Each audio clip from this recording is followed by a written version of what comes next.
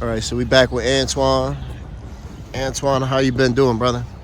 My Frank. Good. So, My. how has your life been? It's probably been about maybe 2 weeks since we've seen each other. How has your life been in the last 2 weeks? Um, you know, to be perfectly, forthcoming. I've been, still in the game. Um, for those that don't know, Hold on 1 second to that L.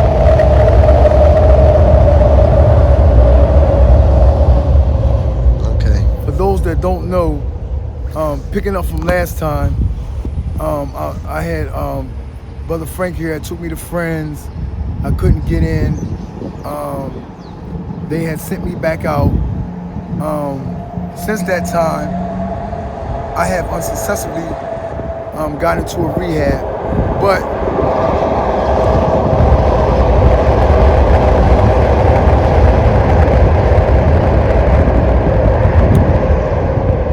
I have not been prostituting and stuff like that. So that's a plus. Again, I have still been indulging, to be perfectly honest. Still, dealing with dope. Fighting the fight. You know what I'm saying, here in Kensington. And so, yeah, other than that, I'm okay. I'm the best that I can be under the circumstances. A lot has happened since I've been on the air. A friend of mine, a close friend of mine, I won't say his name, had to have his stomach cut open. And What happened with that? his something in his stomach had bust open. His appendix had cracked open. So he had to be cut open and stuff like that. And in spite of my addiction, I try to be loyal to those that I call friends. As unpopular as that may be among addicts, I try to still practice loyalty to those I consider a friend. So I've been trying to be there for my friend, you know what I'm saying? And it's been taking up some of my time, but I haven't forgotten about yous who support me and pray for me. Yeah. And a lot of people been asking, how's Antoine? How's Antoine doing? There was a brother that he came up here last weekend, and he comes from where I live at, and he said he met you and he was talking to you. It was a whole bunch of people. They pulled up with a bus right over there. Yeah. And Yeah. he was asking me about you. He's like, tell Antoine, that I'm thinking of him and I keep him in prayer and all that stuff. What's your habit like? How many bags of dope are you using a day? Actually, it's been reduced. You know what I'm saying? Believe it or not, I have on my own tried to detox myself. Okay. There's a church that I sleep at called Liberty, and everybody knows where that's at. That's up there by D and Cambria. I sleep there sometimes. Indoors? No, right on the steps. Okay. There's a roof over it, so it keeps me from the rain and stuff like that. Yeah. It keeps me dry. Okay. So yeah, believe it or not, I have tried to detox my own self.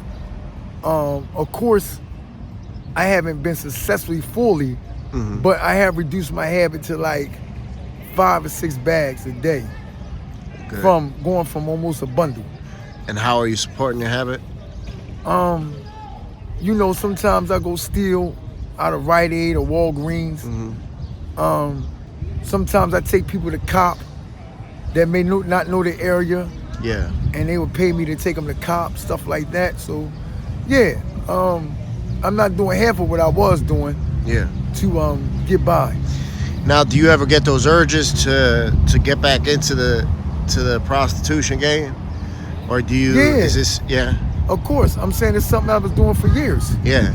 You know, it's like riding a bike. Yeah. You know, once you get the thrill of it, you know what I'm saying? You know, you know, and I'm not talking about a pedal bike. I'm talking about a motorcycle. Now, You how know- much on a good day would you make when you was prostituting? Sometimes, like, to be honest, on a good day, a really good day, sometimes I might pull in like $200 or $300. Okay. You know what I'm saying? On a really good day, where, like, I have like clients back to back. Okay. And was you, when you was doing that, was you mostly doing it like off the cell phone, or did you have a certain place where you used to hang out and No, off the and meet cell people phone. off the cell phone? Yeah. And now the people that your dates, were they other gay men or other straight men that was like on the low? You know, Straight men mostly on the low. most of them was people that was acting like they was straight on the low Yeah. with families and stuff like that. Yeah, with wives and children. Okay. Um, And I asked you that because that's, you know, for, let's say the wife that's at home that has no idea that her husband or her fiance or her boyfriend is creeping out at night, you know, on the low and engaging in sexual activity with another man. You know, for those women, they have to be careful. yeah, they do. You know, Right about that. we just off camera there was a conversation going on that, Yeah. you know, that's what made me bring that up, and I Yeah. was like, damn, that's something good to cover in the interview. Well, here's the thing with that. You know, the responsibility falls as much as that on the John. And for those who don't know what a John is an old term for the one who comes to pick up the trick. You know, the responsibility is just as great on the John as it is on the trick. And let me go into a little bit more detail, if I may. I use myself. It is my job to make sure that my health and everything is in top shape, you know, because I have to consider, as Brother Frank just said, that this man may have a wife and children, you know, and I have to consider that, and I have to take that seriously, because that's a dangerous game, because I'm not only sleeping with him, I'm sleeping with several others. And as we all know, let's be frank here, I'm not using no protection for the most part, because I'm doing it to get a fix, to get my dope. And protection is the last thing on my mind, most times. So yeah. Now, what was, That's dangerous. when you would have dates, what was, would it be sex or oral sex would be like the most common thing that Excuse me. yeah. Most times, believe it or not, as bizarre as this may sound, most times, most of the men would just want some type of fantasy fulfilled. Example, they may want to see me take a toy or something and insert it in myself and stuff like that. You know, it would be advisable if you have children that got phones and stuff like that. That Very, very important. You Say that. I know monitor where you're them. going. Yep. you monitor them in regards of pulling this up, you know, on YouTube. You know what I'm saying? Especially a particular interview like this. It would be advisable because an interview like this, a girl or boy listening to this can do quite a few things. You know what I'm saying? If they're not monitored by adult.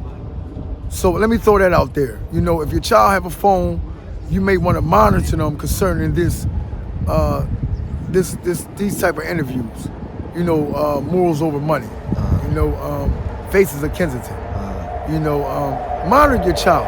You know, because these interviews are adult interviews. Yeah. So I just want to say that.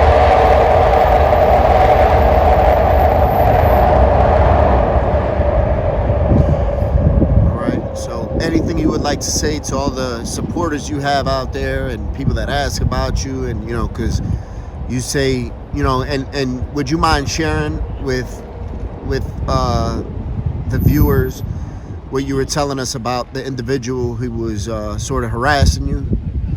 I'm just going to touch on that briefly because that's really done and over. But the individual that was harassing me and stuff like that, thank God, is no longer harassing me. But yeah, I had an individual harassing me for quite some time, and that was a challenge in itself. You know what I'm saying? Because of two reasons.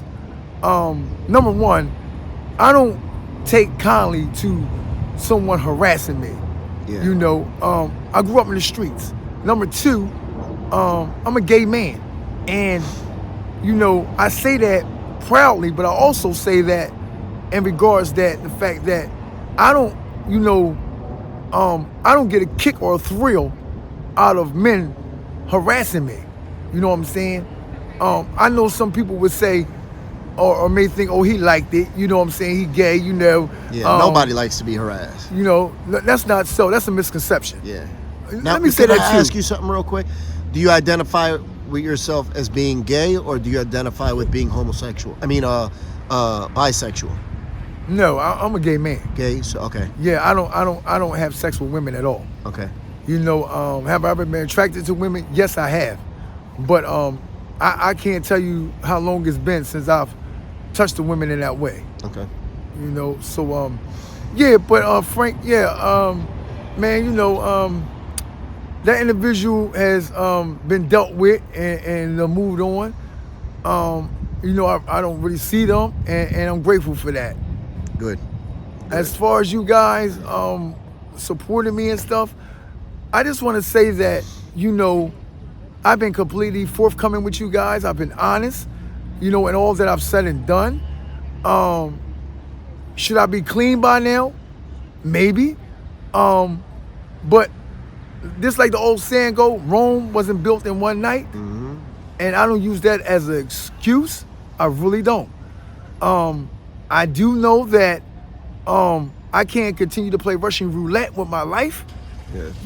But I am so happy for you who are praying for me, and for you who are keeping me in your thoughts and prayers. That means a lot. That means more, believe it or not, than giving me money, because it's the prayers that are keeping me alive.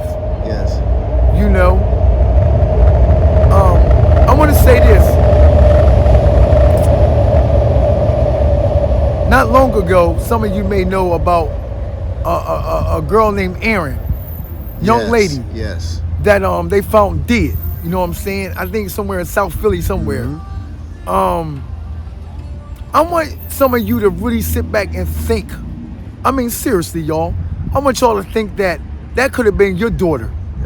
Yep. It could have been your child. It could have been your sister. Let's not forget that, let's not wait until something hit home until we start to make it our business or our problem. Yeah, exactly, Frank. Yep. Until we start, being concerned and start showing care. Listen, I always tell people, I say it's never our problem until it's our problem, until it's our daughter, our wife. Yeah. We need to start caring when it's not our problem. So Right. that hopefully it never becomes Our problem. Yeah. Amen. So yeah, I thank God for all of you. You know what I'm saying? And whether y'all know this or not, I am grateful for each of you who have encouraged me and continue to encourage me.